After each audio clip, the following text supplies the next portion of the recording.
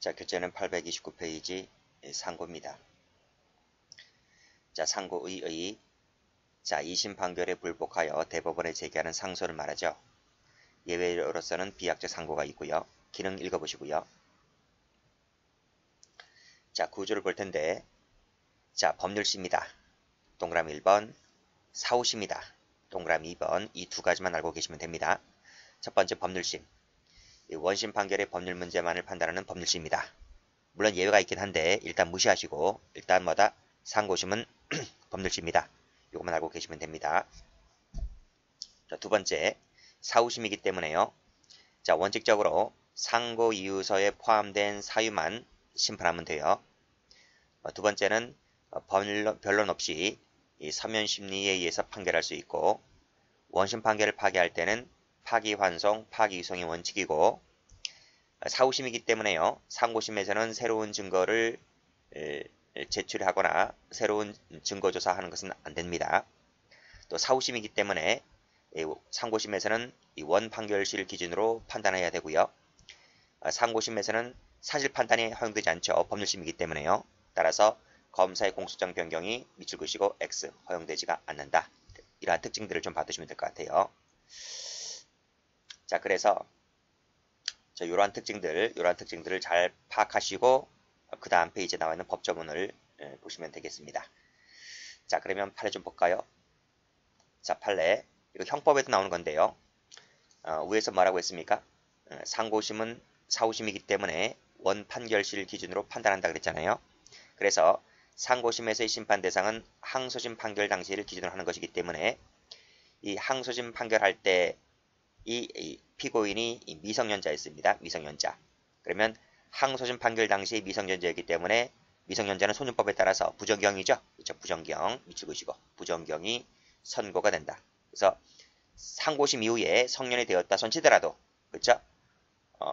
가로 열고 닫고 했다 손치더라도 항소심에서의 나이가 미성년자라고 한다면 소년법이 적용되기 때문에 부정경 선고가 됩니다. 자, 밑에도 보시게 되면 항소심 판결 선고 당시 미성년자였다는 거죠. 미성년자였기 때문에 부정경 선고받겠죠. 그렇죠? 근데 상고심 계속 중에 성년이 되었다 손치더라도 뭐다? 부정경이라고요. 그래서 부정경인 것이지 정경 밑줄 X. 됐죠? 같은 취지다. 이렇게 보시면 될 것 같아요. 그래서 그림을 한 장 그려보면 자, 여기가 1심이고요. 여기가 2심이고요. 여기가 3심이죠. 그렇죠? 그랬을 때 이게 끊어버리면 1심하고 2심은 사실심이죠. 3심은 법률심이고요. 라고 했을 때 이 사실심의 나이라고 하는 것은 여기서 1심하고 2심을 말한다 그랬습니다. 요 1심하고 2심의 나이가 땡땡 19세 미만. 자, 19세 미만이면 소년법에 따라서 소년입니다. 그쵸? 소년이 되는 거죠. 그렇기 때문에 이때 19세 미만자라고 한다면 그때 무슨 걸 때린다? 소년이니까 부정경을 때린다. 부정경을 때리는 것이지 정경을 때리는 것이 아닙니다. 이 법률심은 중요하지 않아요. 이 법률심 이때 나이가 19세 이상이 되었든 안 되었든 간에 이건 묻지 않아요. 항상 사실심의 나이가 19세 미만자라고 한다면 부정경을 때린다. 이런 말입니다. 이해되시겠죠? 자, 다음 페이지 한번 가보면요. 상고 이유를 볼게요. 자, 상고 이유 네 가지가 있습니다. 1번 판결에 영향을 미친 헌법, 법률, 명령, 규칙 위반이 있을 때. 두 번째 판결한 후에 형이 폐지가 되거나 변경이 있거나 사면이 있을 때. 재심 청구 사유가 있을 때. 그쵸? 요 세 가지 있죠? 좀 묶어보세요. 요 세 가지는 밑에 나와 있죠? 항소 이유와 똑같아요. 전 시간에 배웠죠? 항소 이유와 똑같아요. 요 네 번째만 좀 다른데 요 네 번째만 이제 항소 이유가 좀 달라요. 요 네 번째를 한번 체크 한번 해볼까요? 사형이나 무기 10년 이상입니다. 10년 초가 아닙니다. 10년 이상 동그라미 치시고. 그러니까 사형이나 무기나 10년 이상이라고 하면 이 장기수예요. 장기수. 아시겠죠? 징역이나 금고가 선고된 사건, 이 선고된 사건인데 이 선고된 사건에서 중대한 사실 오인이 있을 때, 아시겠죠? 중대한 사실 오인이 있을 때 그때 상고이유가 돼요. 일단 끊고 또 형의 양정이 심히 부당하다고 인정할 만한 사유가 있을 때 그때도 상고이유가 돼요. 아시겠죠? 자, 됐고 그러니까 사형 무기 10년 이상 사건에서 있어서 잠깐만요. 제가 이거죠? 중대한 사실 오인이 있을 때가 1번이고요. 형 양정이 심히 부당하다고 이유가 있을 때 두 번째란 말이죠. 됐어요? 어떤 사건에서? 사형 무기 10년 이상 사건에서. 네, 됐어요. 요 10년 이상 관련해서 오른쪽 페이지에 판례가 나와 있습니다. 자, 방금 4호 말씀드렸죠? 4호. 자, 4호는 피고인 구제를 위한 규정이기 때문에 피고인이 상고할 때만 적용이 돼요. 피고인이 상고할 때만 적용되는 것이지 검사가 상고할 때는 적용되지 않는다. 아시겠죠? 자, 그래서 밑에 보시게 되면 요 밑에 나와 있죠? 검사 밑줄 그으시고 X. 이건 상고이유가 안 된다. 그쵸? 요 밑에 검사도 밑줄 그으시고 상고이유가 되지 않는다. 그쵸? X. 그 다음 검사만이 양형부당을 이유로 항소를 했대요. 검사만 밑줄 그으시고 X. 상고이유가 안 돼요. 그쵸? 그 다음에 피고인이 1심 판결에 대해서 양형부당만을 이유로 항소하였는데 항소가 기각됐어요. 결국 피고인 항소가 기각됐다고요. 피고인 항소가 기각된 것은 뭐다? 상고이유가 안 돼요. 그쵸? 여기서 보시게 되면 피고인만이 상고할 때 상고로 삼을 수가 있다 했기 때문에 피고인의 상소를 했는데 그 상소가 기각되었다는 것은 결국 상소를 안 한 꼴이 되는 거잖아요. 그렇죠? 그렇기 때문에 상고이유가 되지 않는다. 자, 됐죠? 그렇게 보시면 되겠습니다.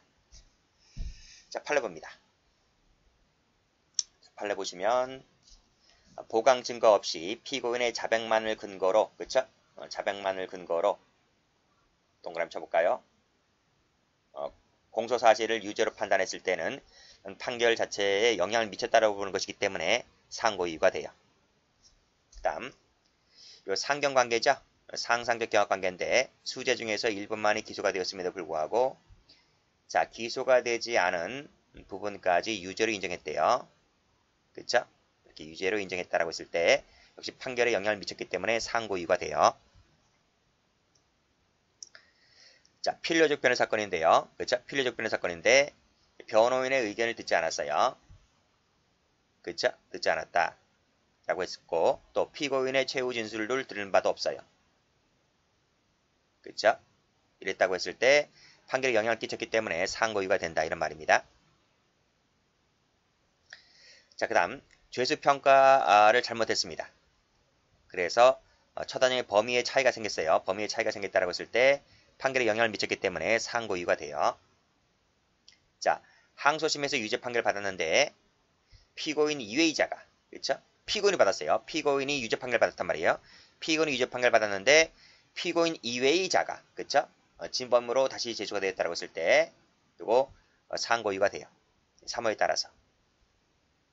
자, 그 다음 징역 4년, 징역 2년 6개월, 징역 4년 하니까 도합 10년이 넘죠? 합하면 10년이 넘어가요. 그렇기 때문에 이 사호가 충족되어서 상고이유가 돼요. 어려운 거 없죠? 일단 체크를 잘 해두시고 그다음부터 외워두시면 돼요. 외워둔다는 말은 자꾸 보시면 외워져요. 숙지가 머리에 각인이 되기 때문에 저절로 뭐 구구단체로 외우란 얘기가 아니라 많이 보시란 얘기예요. 자, 그 다음 상고이유로 되지 않는가 한번 볼까요? 자, 판결 내용 자체가 아니라 그쵸? 여기 판결 내용 자체가 아니에요. 피고인의 신병 확보를 위한 구속 등 조치와 공판기일 통지, 재판 공개 등 이 절차가 법령에 위반됐다는 거예요. 그랬을 때 이 절차 세모 쳐봐요. 내용이 아니에요. 내용을 묻는 게 아니라 이 절차가 법령에 위반되었다고 했을 때는 이것만 갖고서는 상고가 안 돼요. 그쵸? 그 다음 밑에도 보시게 되면 구속 통지를 하지 아니한 위법이 있다고 했잖아요. 그쵸? 여기서 왜 통지 여기 나오죠? 여기 통지 나오잖아요. 여기요. 여기 통지 나오죠. 그쵸? 여기 통지 나오죠. 그쵸? 그랬을 때 여기 통지 세모 쳐보세요. 이 통지라고 하는 것은 절차에 관한 부분이기 때문에 이것도 상고이유가 안 돼요. 그래서 이건 거의 같은 내용이죠. 묶으시고요.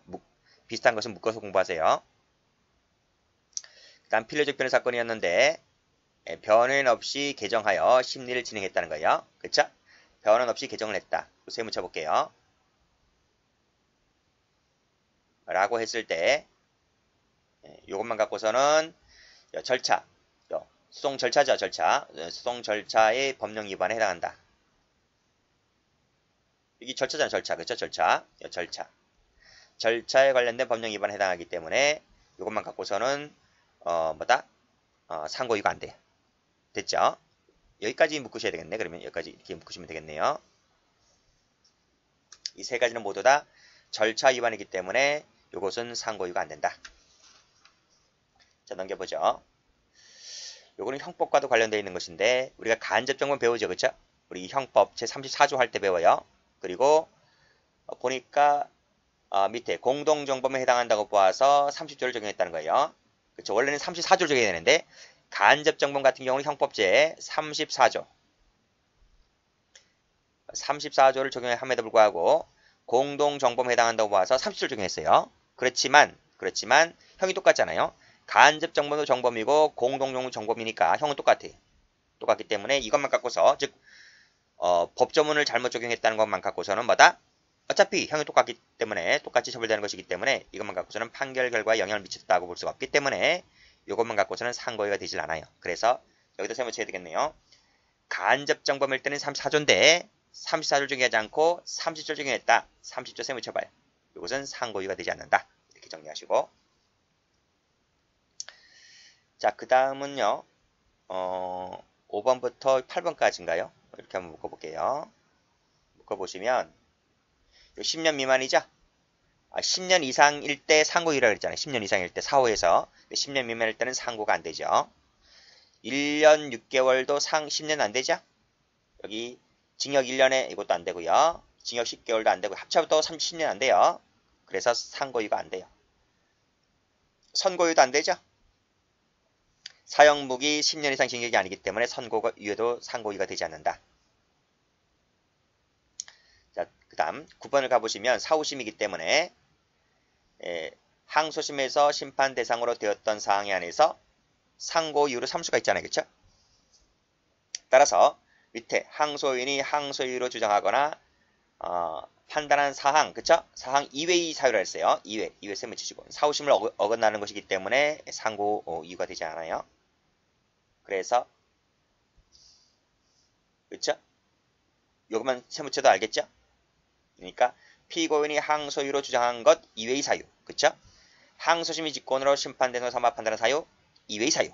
이때 이외의 사유는 뭐다? 상고이유로 삼을 수가 없다. 이제 그 내용이 바로 2번이죠. 그래서 이 항소심에서 심판 대상이 되지 않았던 사유라 그랬죠. 그쵸? 그랬을 때 여기 되지 않았다. 심판 대상이 되지 않았다. 요새 묻혀볼게요. 이것은 사후심 성질을 어긋나는 것이기 때문에 상고이유가 되지 않습니다. 자, 됐죠?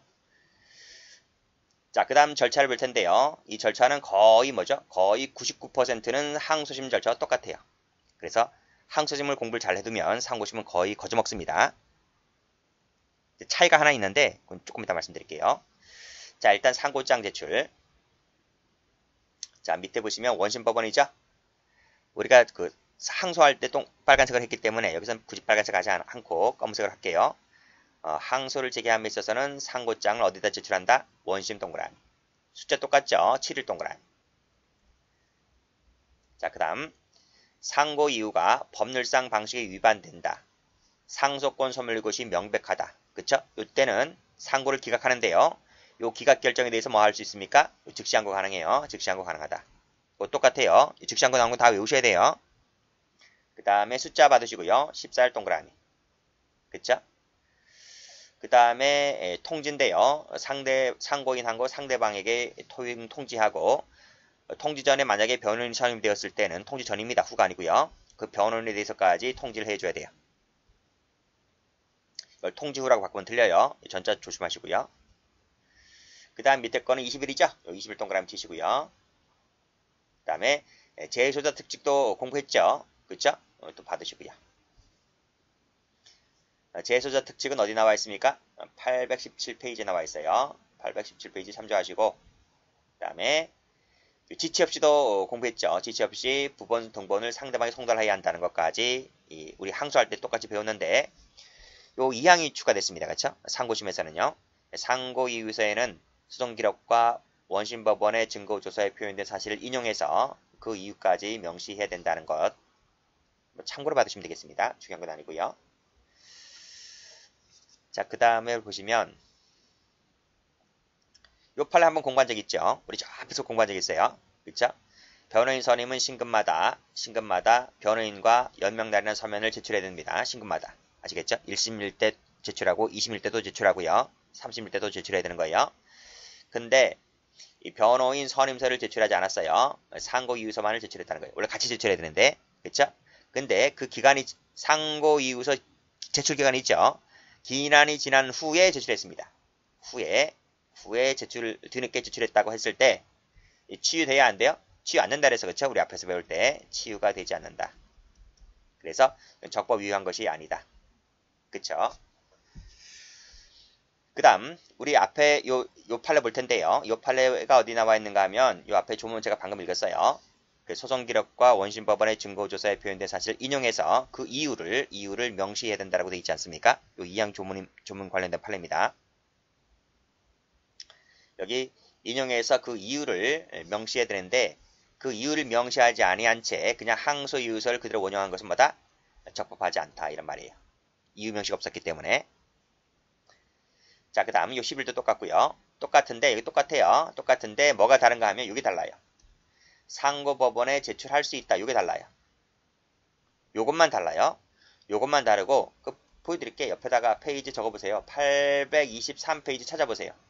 찾아보시면 요거 다르죠? 요것만 달라요. 요것만 다르고 나머지는 똑같아요. 그 다음에 지체도 똑같고요. 다 똑같아요. 다 똑같은데 요것만 달라요.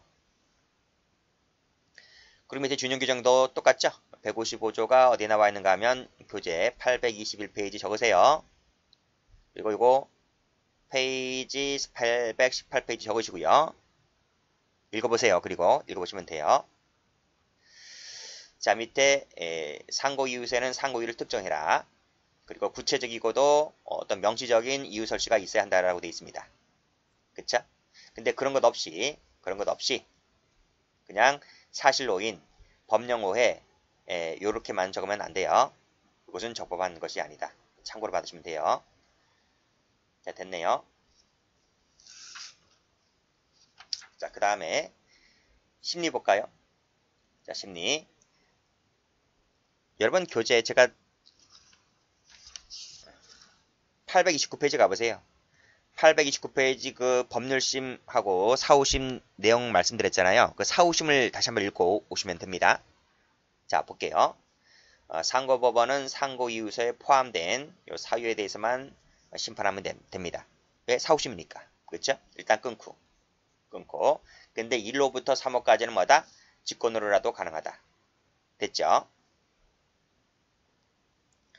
자, 밑에 사후심 나와 있죠? 사후심 나와 있고, 그래서 항소심에서 심판 대상이 되지 않은 것까지, 그 아는 것은 심판 대상이 되지 않은 것은, 그렇죠? 또는 항소심에서 주장하지 않은 것은, 또 항소심이 직권으로 심판 대상으로 삼은 사항 그 이외의 것은, 이것은 뭐다? 상고이가 되지 않는다. 그렇죠? 이렇게 보시면 되겠네요. 왜? 사후심이니까. 또 밑에도 보시게 되면 사후심이니까 새로운 증거조사 안 돼요. 밑줄 그시고 X. 그 다음에 원심 판결 후에 나타난 사실 있죠? 후에 나타난 거 요거 안 돼요. 요거 상고 이유서에 설령 포함되어 첨부되어 있다 할지라도 증거로 쓸 수가 없다. 왜? 사후심이니까. 그 다음에 여기 있죠. 다시 한번 쭉 보시게 되면 여기 상고 이유서에 포함되지 아니한 때에도 직권으로 판단할 수 있다고 했죠. 1로부터 3호까지는요. 그렇죠? 요거 한번 보는 거예요. 자, 상고 이유서에 포함되지 아니했다 할지라도 1호나 3호에 해당할 때는 직권으로 판단이 가능하다. 그렇죠? 그게 바로 이겁니다. 판결에 영향을 미쳤을 때. 그렇죠? 영향을 미쳤을 때가 1호에 나와 있잖아요. 1호에 나와 있는 거죠. 그렇죠? 그랬을 때는 상고 이유서에 포함되지 않았다 할지라도 직권으로 심판할 수가 있는 것이다. 그 내용입니다. 그리고 이러한 것은 검사 상고가 피고인의 이익을 위해서 제기된 것이 아님이 명백한 경우라 할지라도 여기 아님이 명백한 것이라면 역시 판결에 영향을 미칠 수가 있겠죠. 그때는 직권으로 판단할 수가 있는 거예요. 그런 내용이고, 자, 자유심증주의 한계를 벗어나거나, 그쵸? 필요한 심리를 다하지 않거나 해서, 그쵸? 요렇게. 그 다음에, 요렇게. 이런 이유로 판결에 영향을 미칠 수가 있겠죠? 그랬을 때는 역시 마찬가지로 상고심의 심판 대상이 됩니다. 됐죠? 자, 됐고, 다음 페이지 한번 가보시면, 자, 이제 상고심만의 특징 볼게요. 상고심만의 특징. 그쵸? 그래서 밑에 가보시면, 여기, 항소심 규정은 상고심 심판에 준용된다. 되는데, 다만, 법률심이라는 것 때문에 일단 특징이 인정되고 있다는 거예요. 자, 지금부터 배우는 것은 이제 항소심하고 약간 다른 거예요. 자, 보겠습니다. 법률심이잖아요. 그쵸? 상고심이 법률심이기 때문에 변호사 아닌 자는 선임이 안 돼요. 반드시 상고심은 변호사 자격증을 가진 사람이 변호인이 되어야만 됩니다. 그쵸? 역시 상고심 역시 마찬가지로 변호인이 아니라면 변론이 안 돼요. 안 돼요. 오로지 누구만 한다? 변호사만 된다. 변호사만이 변론을 할 수 있고 변호사만이 변호인으로 선임될 수 있는 거예요. 왜? 법률심이니까. 그쵸? 그리고 여기서는 이 특별 변호인 제도가 적용되지 않아요. 그게 31조 3조 31조 단서에 나와 있는데 이 조항이 바로 교재 한번 찾아보세요. 394페이지에 나와 있어요. 자, 다음 상고심의 공판기일에는 피고인 소환이 요하지 않아요. 요하지 않는다. 그 다음 사무관 등은 피고인에게 공판기일 통지서를 송달하면 되고요. 그리고 검사 변호인은 상고 이유서에 근거해서 변론하면 돼요. 그리고 만약 변호인 선임이 없거나 변호인이 공판기일에 출정하지 아니했을 때는 검사만의 진술을 듣고 판결할 수 있다. 그리고 그렇지만 283조가 뭐죠? 국선 변호인이죠.